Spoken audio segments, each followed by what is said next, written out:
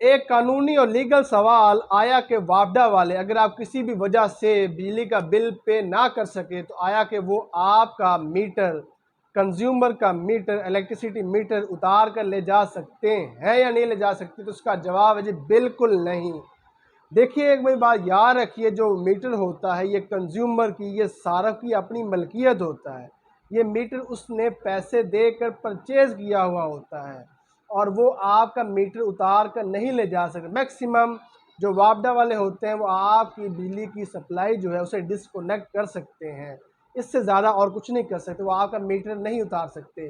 اسی طرح electricity act 1910 کے سیکشن 26 کی کلاز 3 میں لکھا ہے کہ وابڈا والے آپ کا میٹر اتار کر نہیں لے جا سکتے اگر آپ کسی بھی وجہ سے بل نہ پے کر سکے۔